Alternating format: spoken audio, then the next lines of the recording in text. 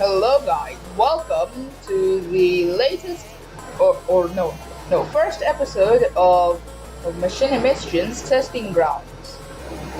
This is a show where I, Machinimistian, test random shit out and teach you guys how to test the exact same thing out.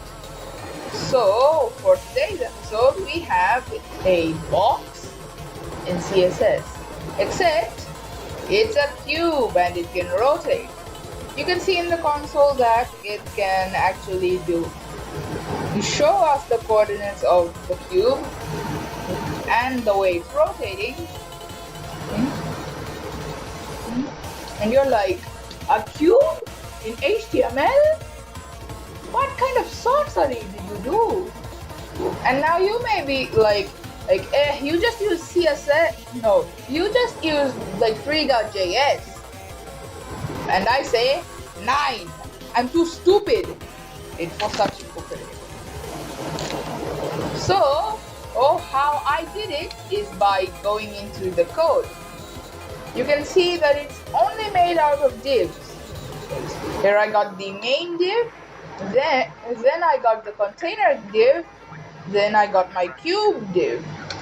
Now, the cube div is where the real magic happens, as it has 6 other divs inside of it, which correspond to the 6 sides of the cube, which, if you go into the CSS, yes, you can see that in the cube, it says transform style for dark 3D.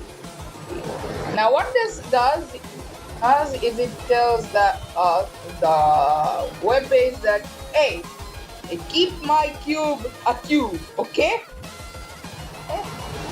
And then the cube div, this is where I define that the cube is 50 pixels by 50 pixels.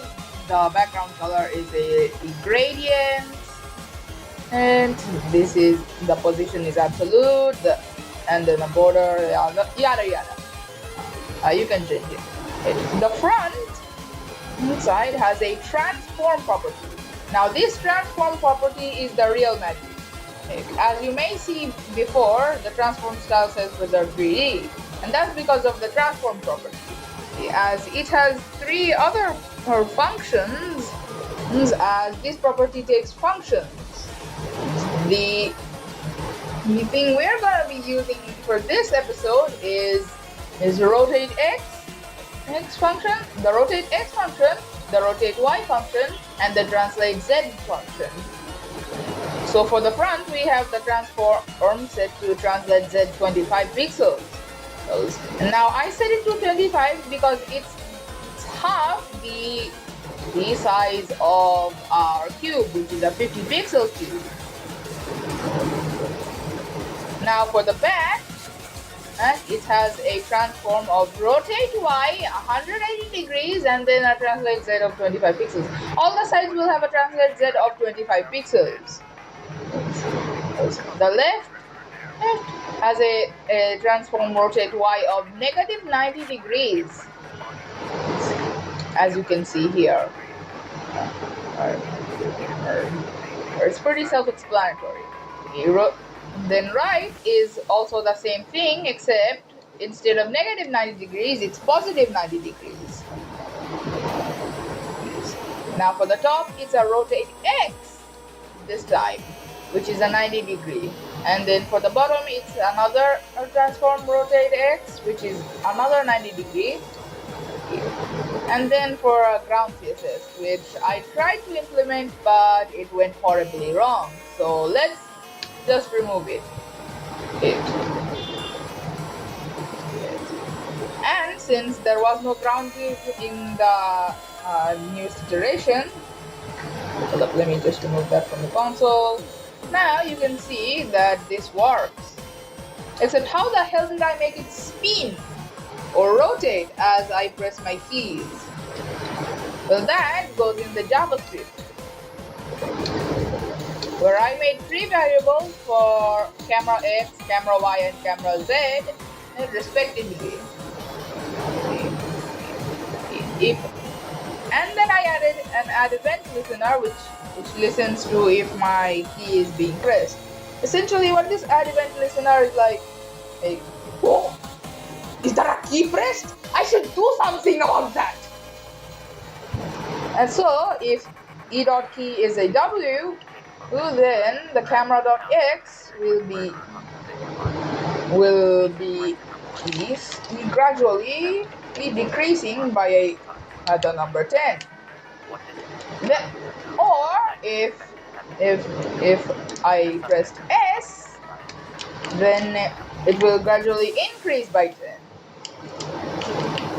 Now for A it will be camera Y, which gradually decreases by 10, and for D it will be camera Y that increases by 10. But as for E and Q, the keys I go for front and back, it's camera Z that goes gradually by 10 if I press E, and for Q, it's camera Z goes gradually, he decreases by 10. And for R, this is just a backup key, so I just reload every time I save. And here's where the real magic happens, where it tells us to get the element by the ID, which the ID of this container, this div is a cube, which the style, the transform, which will go straight to here, which this style will send the code over to there. Then the transform is a property in here, so it will go in there. And then we add a string, rotate x. Then we add a camera. Then we add our camera x, and then add a degree and a rotate y as a string, and then we add our camera y, and then a degree, and then a translate z, and then blah, all that cool stuff. You can just look through this entire thing. I'm giving you a chance to look through it all. Now, for what we are going for, console.log. This is where all of that stuff was showing up.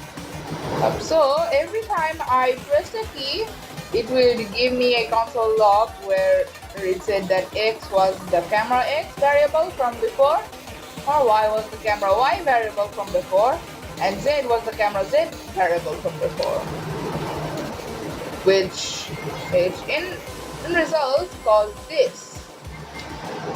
Beautiful, very beautiful. So that's it for this episode of Machinimistian's Testing Grounds. Be sure to hit a like and a subscribe, and I'll see y'all later. Bye.